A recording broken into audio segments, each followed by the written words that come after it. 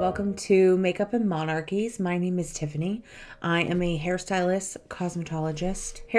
makeup artist, cosmetologist, and a lover of all things UK medieval history. This week we're going to talk about Edward III's wife, Philippa of Hainault. She is a interesting woman. She's probably one of the most loved queens England's ever seen. Hill I'll die on. So this was fun to do and fun to read about and research. So if you are new here and have not subscribed to my channel, please hit the subscribe button and make sure that you ring the bell so that you get notifications when I upload things. If you, as usual, I will post or I will put all the details of all the makeup I use in this episode down below in the description box.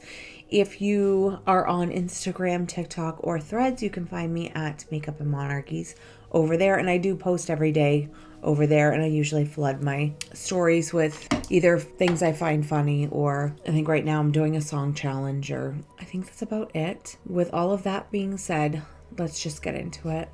Hello. So today we're going to talk about Philippa of Hainault. Hainault. You saw in the title how to spell it, but it's Hainault. That's what we're saying. If I'm wrong, per usual, put it down below. So Philippa, or Pippa, was born on June 24th of either 1310 or 1315. I am putting my hair back because I feel like it's everywhere. She was born in Valenciennes. This was in what was called the Low Countries, but modern day, this is Belgium. Philippa was born to Joan of Valois and William I, Count of Hainault. The spelling of this throws me off so bad, so my apologies. She was one of 8 children between the couple, and she was the second of 5 daughters. Through her mother, she was the granddaughter of Philip II of France. So I'm using the new Vive Satin Slip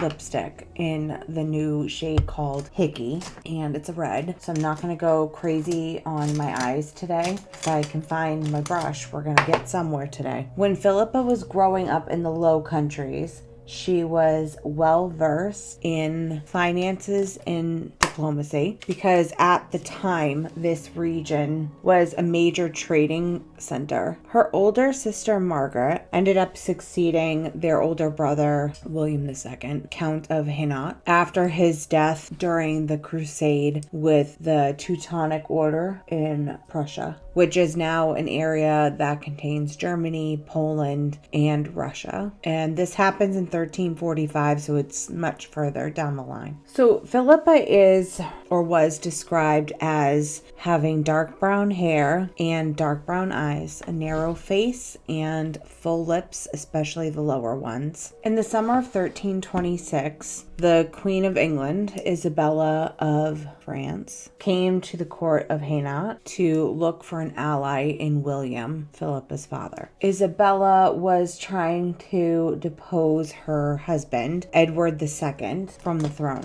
I'm just going to blend that out. And then we're going to go through and we're going to use a really dark brown. I'm going to use my black brush I usually use my black with and just kind of make a really dark line here. So Prince Edward was with his mother at this time. Isabella arranged for, I need to blend that line out so bad. Ugh, right there. Isabella arranged for the prince, oh, that's so much better, for the prince's betrothal to Philippa in exchange for assistance. Because the two were second cousins through Philip III of France, a papal dispensation was required. The dispensation was sent to John the 22nd in September of 1327. Philippa and Edward were married via proxy on October 27th of 1327. That's a lot of 27s. Philippa was escorted by her uncle John of Hainault to England. She got to London on December 23rd and was met with an exciting reception. Philip and Edward were married again officially now in person on January 24th of 1328. 1328. I'm going to jump off and I'm going to put my liner on. I'll be right back. After their marriage, they went to live at Woodstock Palace in Oxfordshire. Philippa did not alienate the people of England, unlike queens before her, by keeping or bringing in her foreign advisors. Her dowager was fixed that August, and she became a patron of the chronicler. She has been described as... I know you probably can't take me too seriously right now. She has been described as one of the most gentle queens, most liberal, and most courteous that ever was queen in her days. Isabella didn't want to give up her status, so Philippa's coronation was put on hold for 2 years. Her coronation finally took place on February 18th of 1330. And at the time, she was about 5 months pregnant with their first child. That thing is driving me crazy.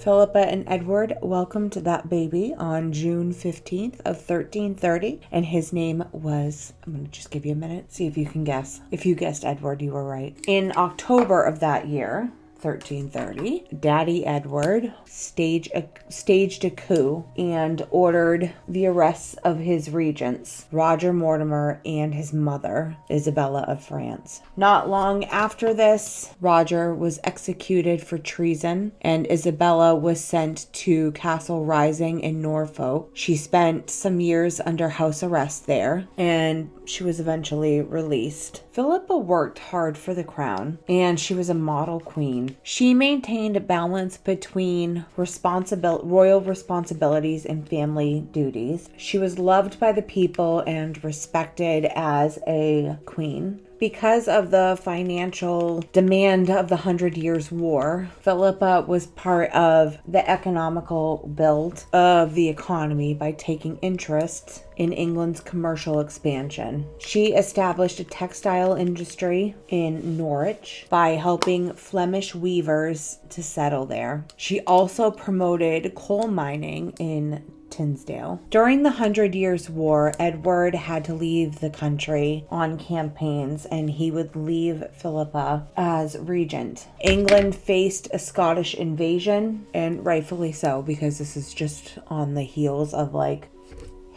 the Edward the First bullshit, but it's fine. Whatever.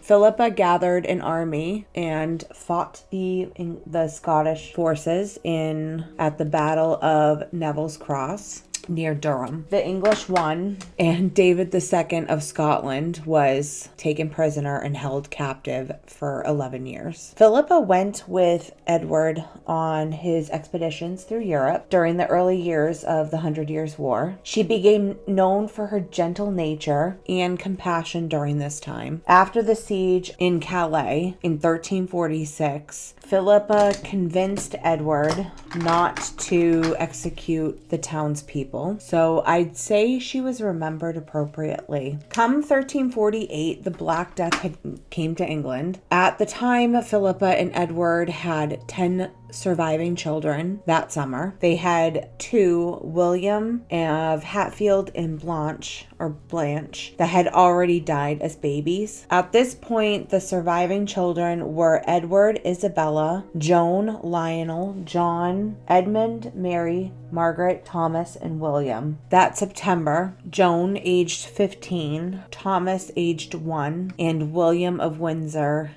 about 2.5, 3 months old, died of the plague. 7 years later, they had one more child, another boy named Thomas. Philippa was invested as a Lady of the Garter in 1358. She was the first lady to be appointed. In 1364 or 1365, her husband Edward, had demanded the return of Hainault, I have a hard time with that one, and other inheritances that had been taken over the Dukes of Bavaria, Straubing in Philippa's name. This wasn't successful because the custom in those regions favored the male heirs. Funny, because he pulled this same shit a little over 10 years later, so what the fuck. Philippa became sick with an illness that is similar to edema. She died on August 15th of 1369 at Windsor Castle castle. She received a state funeral 5 months later on January 9th of 1370. She was interred into Westminster Abbey in an alabaster effigy. Her tomb is on the northeast side of the chapel of Edward the Confessor, opposite Edward's grandparents, Edward I and Eleanor of Castile. Edward, her husband, Edward III, died 8 years later and was buried next to her. I'm going to jump off and do the rest of my makeup, so my lips and my lashes, and I'm going to just put a bend in my hair. I'll be right back. I'm back. So we're going to do fun facts now. I liked her fun facts. They were good. So first one is the Queen's College in Oxford was founded in 1341 in her honor by her chaplain Robert de Egglesfield. It's said that she was the first Black Queen of England. And while her skin, or at least her sister's skin, is reported to have been on the darker side, there is no actual evidence that she was Black from Africa, meaning she more than likely had Moorish roots, but her parents and grandparents and great-grandparents were from the same area as her, so it was probably a trickle-down effect. 6 of her children outlived her, and my last one is she loved clothes and jewels and lived extravagantly, well beyond her means, and I can't say I blame her. I would have done the same damn thing. So that's all I have for this episode. If you have not yet subscribed to the channel, please click subscribe down below. And if you found this interesting, or I pronounced something wrong like I usually do, or have a comment or question, please leave it down below. Everything I've used in this episode for makeup will be listed, as I have an itchy eye, in the description box. If you do not follow me on the socials, please do so. You can find me over at TikTok, or on TikTok and Instagram, and Threads too, at Makeup and Monarchies. And lastly, if you like what I do and you'd like to help support me, you can head on over to buymeacoffee.com/makeup and monarchies and donate to my caffeine addiction. That's all I have for this one. I hope that you enjoyed it. I'm gonna jump into the kids next, Edward and Philippa's kids, so I'll give you a guess who the first one will be next week. So with that being said, I hope you have a great week. I will see you in the next one. Thank you so much for watching. Bye.